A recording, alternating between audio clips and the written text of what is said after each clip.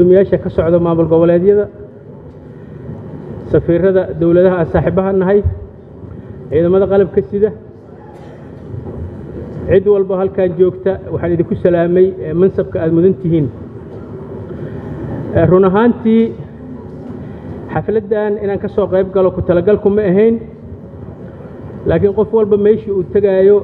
asagu ma xakumo aadaan ugu faraxsanahay inaan idinkala soo qayb galo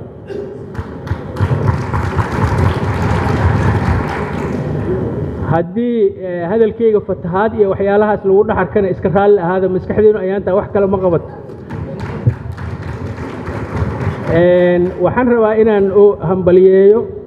oo aan bogaadiyo safiir mursal oo runtii xilka la saaray culayskeeda aan leenahay ilaahay ha kula garab galo waa hubaa safiir mursal inuu wasiir mursal inuu ka soo bixi karo laakiin haddana saasay tahay culayska ay leedahay kolley dardaaran iyo talo ayaantaan xiise uma qabtidaan u malaynaa anigana waxaan rabaa inaan kugu beeriyo mudane guddoomiye dowladnimada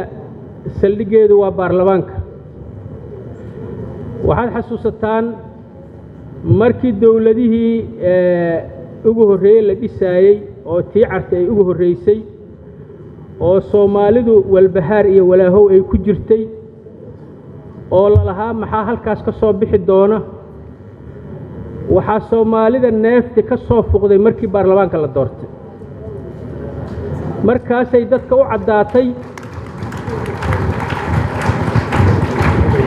markaasay dadka u caddaatay in dowladnimadii la helay jidkii dowladnimadana la raacay wixii ka soo hara baarlamaanka waa dowladda garbaheedii iyo xubnaheedii sidaas daraaddeed waxaa lagugu aaminay oo gacanta lagu geliyey dowladnimadii unkankeedii iyo meeshii ay ka soo aasaasantay waxaan ku faraxsanahay dadku isbeddelka ma jecla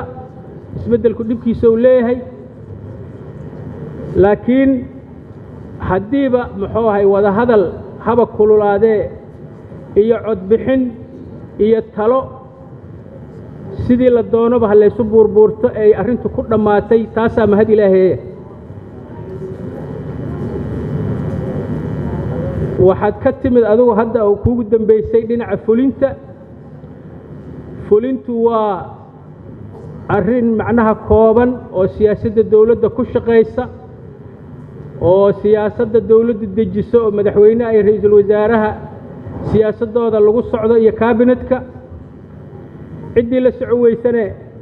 meeshii ay kula soco weysa ay uga harto hadda waxaa timid baarlamaan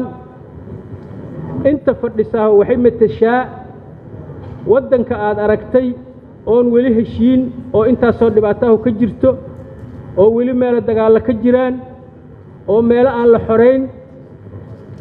kala baahi badan kala dhibaato badan intaas ayaad xildhibaanada matala ayaad guddoomiye u tahay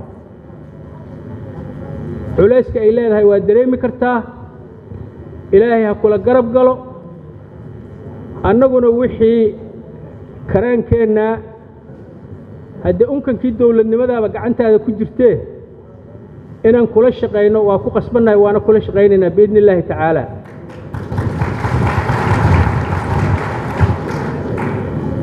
waxaan ilaahay ka baryaynaa inuu culayskaas kula qaado mid dadka isku wada soo nabaddejiya lagu xasilo lagu qaboobo in ilaahay kaa dhigo wassalaamu calaykum waraxmatullaahi wabarakaatu